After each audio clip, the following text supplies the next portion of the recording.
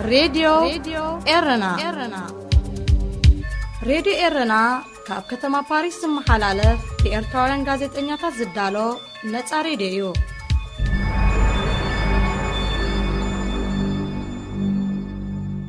سلام كبرى سمعتي لومي عربي 18 مقابيتيو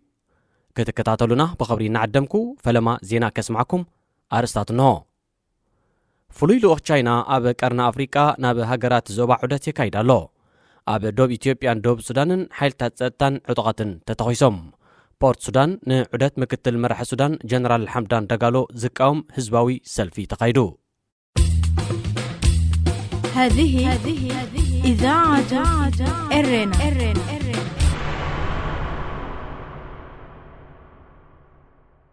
زينب زرزر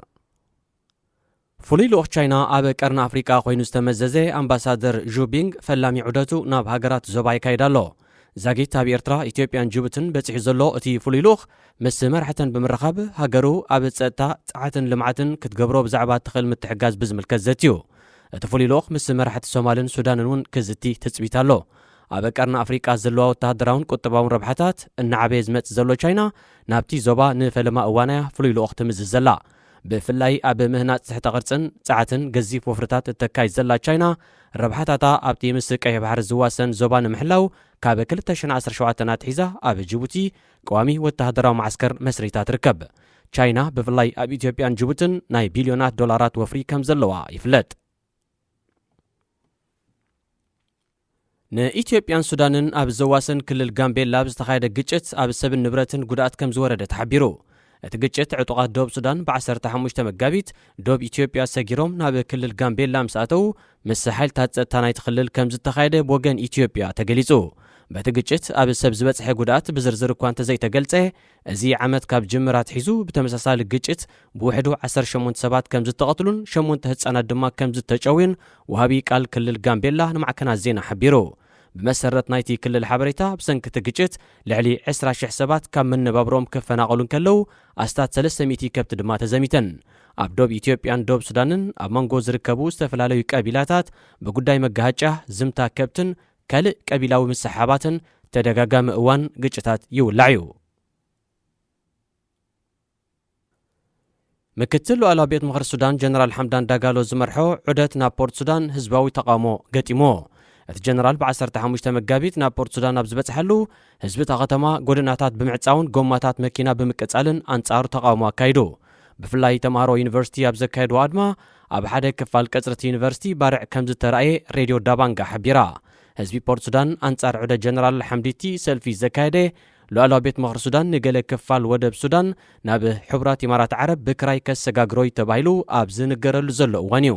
بقطبة بايتا زبيتا زلا سودان بانكتاتا بناي وصاي باطيرا نمحيال مس حبرات امارات عرب زتفلالي سمعت كتم مخاناي زغلت حدا كابو دما نيغله كفال ودب بورت سودان بكراي مسغار كخون كم زخل يتنتن جنرال حمديتي نا بورت سودان مساتو علامه عودتو نكونتات زبا بقربا نمكتالن نزلو صقمات مفتحيتاتو نمداين مخان بمتكاس نتيجه تبهله سمع كراي ودب مس امارات نصيغو كاب قندي قطباو زباتا سودان زخونه بورت سودان ابزي زحلفه كلتا عمتات تدغاغامي ادماتاتن حزباوي نعبتاتن تخايدليو كبرا سمعتي زينا تزازيملو مسترفه مدباتنا مكتالكم كتقصلو دغيمنا نعدم راديو إيرنا راديو إيرنا كاب كتما باريس محلالف بإرتوران غازت إنياتا زدالو نتا راديو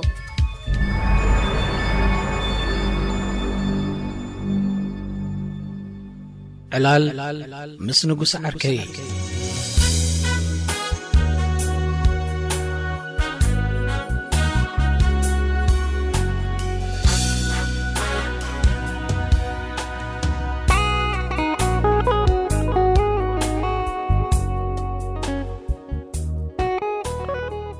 بزعبا ملكيت انت ما كان يزنبركا إلو جمر نقصه بقات أمي أهقراو معلت دك أنسيو ناي معسيخا تحت نزلها نو يدير له قناة عمو مع الصغير كونك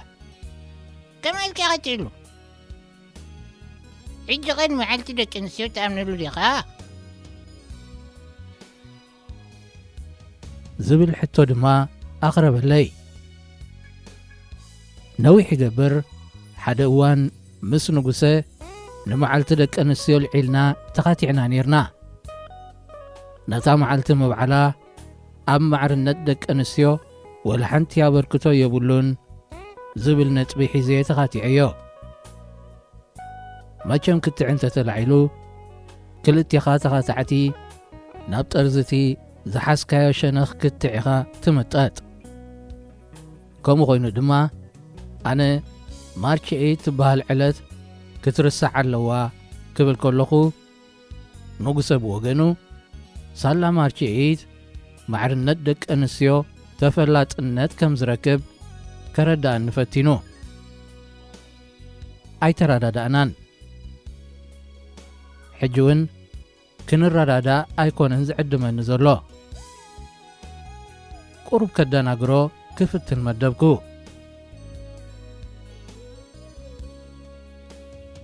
ከመይ ማለት እዩ ምእማንን ዘይምእማንን ነታ መዓልቲ ከኣምና ማለት ካድዩ انت تدنجك فتن من نتا معلت امنا ولا تأمنا لك معلتي لك ان السير كامل عاسي حج غير امين قالوا دو እንታይ ስለ ዝተለወጠ ኢኻ ሕጂ ከኣምነሉ ጽበየን ዘለኻ ታት በዓል ዘላ መዓልቲ ሲ እንታይ ለውጥ እንፅያ ኮይና ኢኻ معلت تراي معك كوينة تمسو معلت لك انسيو بعيد كمالتكوا معلت لك انسيو بقبلو مسألة تحليه مالت هيكونن قلنا نتبغال تزرقا قصو معلت نمعك اب مبسحنا نحد سلو عليتي ዝብል መደረ ኣስማዓኒ ኣብዚ በዓላት ሲ ከመይ እናገበርኩም ኢኹም መብፃዕታትኩም ተሕድሱ በጃኻ ብዙሕ መብፃዕታት ድማ እዩ ዘለኩም ኢለ ኣላገጽኩሉ أنا أتكاز جرمانيس قبل إلو بعالات انت عين تصلي غمزة لكاي بعالات سلمتي كم زغبرو ويردع كان والديو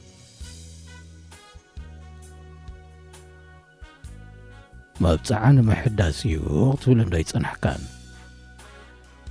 ተረዲን ኣሎ ዘይተረዳእንስ መብፅዓኹም ከተሕድሱ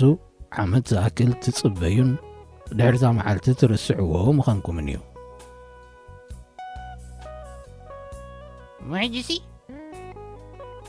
زي معلت دك انسي نالك موعدك تعرف على ودي عطول زرع ዝብል ሕቶ ከቕርበለይ ፈተወ ከምኡ ማለቲ ኣይነበረን ቅድሚ ሕጂ ኣብ እተኻታዕናሉ እዋን ግና ንዕኡ ዝጥዕም ዘረባ ኣስሚዐየ ነይረ ኣብ ሽዑ ግዜ ክንካታዕ ቅቁሩብ ይዝከረኒ መዓልቲ ደቂ ኣንስትዮ ኢልካ ምፍላይሲ ኣብዚ ግዜ እዚ ብዙሕ ኣይርዳእንን እዩ ማዕርነት ካበልና ሓንቲ መዓልቲ ኣብ ዓመት ኣብ ክንዲ ምፍላይ ኩለን መዓልታት ንኽልቲኦም ጾታታት ማዕረየን ኢልና ዘይንሓልፈን ኢለየ ነይረ ሽዑ ሕጂ ግና ኣረዳድኣይ ዳርጋ ቀይረየ معلت دك انسيو أباقرنا نمبل كن ديك زب بعركم زلو تفلدو ዝብል ሓፈሻዊ ፍልጠት ኣቕረበለይ ንጉሰ ኣገዳስነቱ ይተረኣየንን ዳይርና ጽነት ማለት ካድዩ كما زي أتقصر دلها ንጉሰ ፀውቅ ኢላ ሓተተኒ ኣብ ግዜ ደርጊ እውን መዓልቲ ደቂ ኣንስትዮ በዓል ነይሩ እዩ ሽዑ ደሞ ነፃ ሃገር ነይራትና ሃገር ግና ነይራትና እንድያ ኣብ ግዜ ደርጊ እውን መዓልቲ ደቂ ኣንስትዮ በመሓርኛ ነውዕሎ ነርና ኣይ ሚልዮ ሕጂ እዛ ናይ ትርጉም ነገር ዲያኻ ተምፃ ኩላ ካብ ናይ ደርጊ እያ ተትርጊማ ዲያኻ ክትብል ከምኡ እኳ ዘይኮነስ ደርጊ እውን ካብ ካልእ እንዲምፅዎ መዓልታት ግና ካብ ቀደም ነይሮም እዮም መደረታትን ጭርሖታትን እውን ካብ ቀደም ኣይሰኣናዮምን ሕጂሲ ብሓፂሩሲ መዓልቲ ምፍላይ መደረ ምስማዕ ወላ ጭርሖታት ምግባር ወላ ሓንቲ ለውጢ ይምፅኡን እዮም ባህላ ኢኻ ሓቀይ ዳርጋ ከምኡ እዩ ገለ ጽልዋ ክህልዎም ይኽእል እዩ ግና በይኖም ዘስልጥዎ ይብሎምን ሓደ በል በዓላት ዘበሎ ጠፍ ኣለዎም ኢልካ ዘይትውጅ ምን ኸይስምዓካ እምበር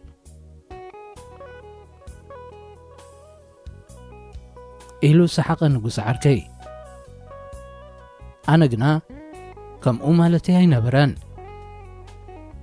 እቶም በዓላት እነብዕሎም ኣብ ክንዲ ናይ ፌስታ መዓልቲ ናይ ምፅብጻብ ግዜ እንተዝኾኑ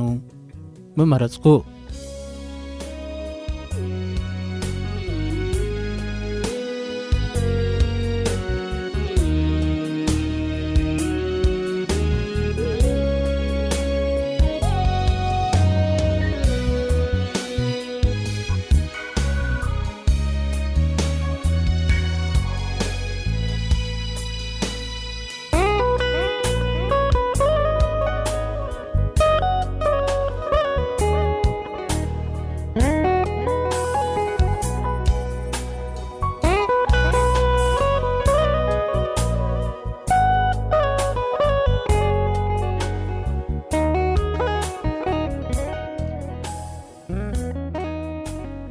ፌስታ ወላ በዓል ከይበልካ እኳ ሚል ዓርከይ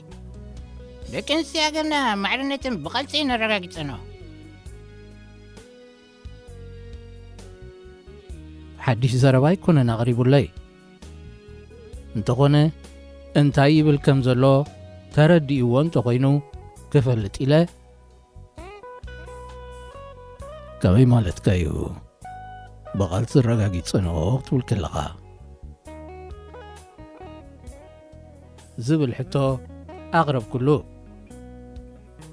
ንጉሰ ከም እተገረመ ኮይኑ ጠመተኒ ኣይትፈልጦን ኮንካ ዲኻ ወላስ ክትዕ ስለ ትፈትኻ መልሲ ስለ ዝደለኹ እየ ኤርትራውያን ደቂ ኣንስትዮ ኣብ ብረታዊ ተጋድሎ ዘበርከቶ ኣይትፈልጥን ማለት እዩ ዘበርከቶ ዝፈልጥ እየ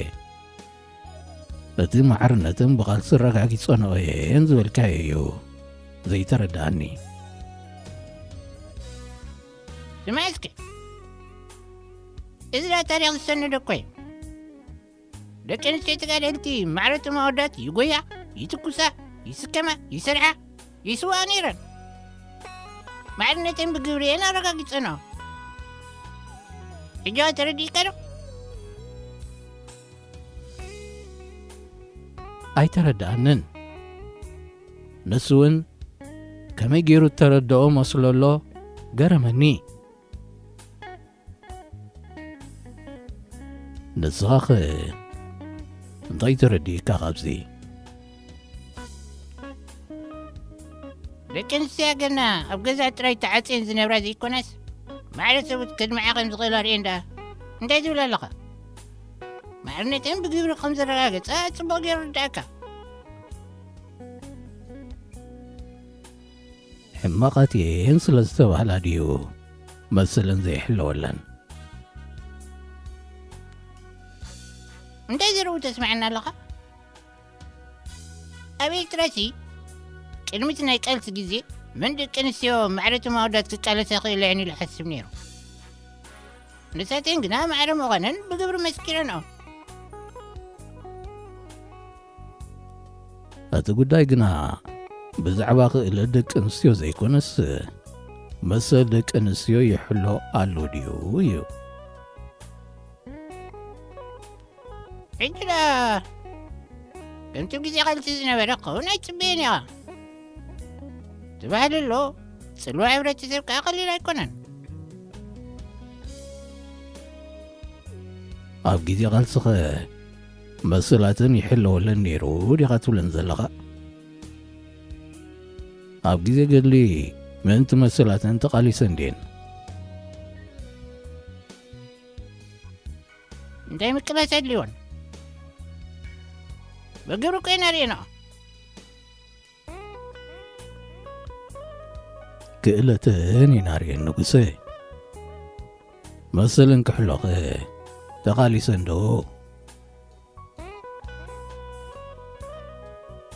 مثلا تعالي سكوا معرفة وعتك على ساني سوء أنديرن ምስ በለኒ ንርእሱ እውን እንታይ ይብል ከም ዝነበረ ተረዲእዎ ብሓባር ሰሓቕና ምልእ ኣቢሉ ንጉሴ تغندسي أتعساسواتي حورة السم مقيان دينيرو لكن سنة قبل كتبعتي خمسة في الليارين نتتعساس باقيرنين ዝብል መብርህ ሰዓበ ካብቲ ቓልስኸ ንመሰላትን ዝምልከት እንታይ ከሲበን ልክዑ ከምቲ ወዲ ተባሕታይ ንናጽነት ኩሉ ኤርትራዊ ኣበርኪተን እየን ኣብቲ ግዜ ቓልሲ ግና ካብ ኣበርክቶ ሓሊፈን ካልእ ናይ መሰል ዝምልከት ጉዳይ ዘስለጣ ይመስለነን እዚ ግምተ እዩ ምኽንያቱ ኸኣ ኣብ ግዜ ቓልሲ ሰብኣዊ መሰላት ዝበሃል ጉዳይ ኣይለዓልን እዩ ነይሩ ማዕድነት ደቂ ኣንስትዮ ድማ ካብ ሰብኣዊ መሰላት ተፈልዮ ክርአ ዝኽእል ኣይኮነን مهجسي ኤርትራውያን ደቂ ኣንስትዮ ኣብ ግዜ ቃልሲ መሰላትን ከም ዝሕሎ ይገበራ እንታይ ክትብል ዘለኻ ዝገበርክዎ መጽናዕቲ ወይ እውን መጽናዕቲ ተገይሩ እንተኾይኑ ዘንበብክዎ ይብለይን ኣብ ግዜ ቃልሲ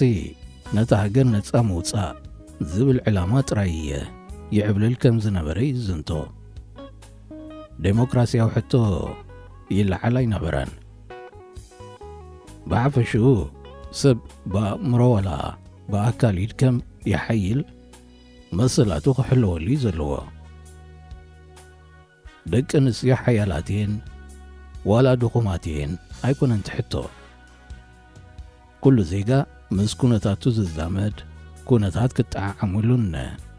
ባዕሪ ዕድላት ክኽፈተሉን እዩ ዘለዎ من دعم القصة أما حدالي ولا نسيتي أبكشنة عتا مسألة تحلو تقيلة لعاتو لنا ኣብ ክሽነ ተሃሉ ዋላ ትራክተር ትዘውር ዋላ ብርጌት ትምራሕ ዝኾነት ጓል ኣንሰይቲ መሰላ ክሕለወላ ኣለዎ ባህላ እየ ማዕረ ክትኮና ከምዚ ክትሰርሕ ኣለክን ከምዚ ክትኮና ይግባእክን ዝብል ትእዛዛት ንርእሲኡ ምግሃስ መሰላት እዩ ዝብል መልሲ ቅረብ ኩሉ ዕቱብ ኣዘራርባይ ንንጉሰ ዘስሓቆ ይመስል ፍሽኽሽኽ እናበለ ከም ዝበለኒ غيرك أنك أنت تزنك الله دك نسيه نلغى عرفت رغيبك ما يلوم عمت ما جيتك عرف غيتقوني راسي سلس تمعلتس نبقى مقشنا لنيرنا ኢሉኒ በዒንቱ ኣርሕቕ ኣቢሉ ገሸ ኣነ እውን ነቲ ንትስፈወሉ ዝነበርና መሰላት ግናኸ ሕጂ ኣርሒቑ ዝገሸ ከቋምት ፈተንኩ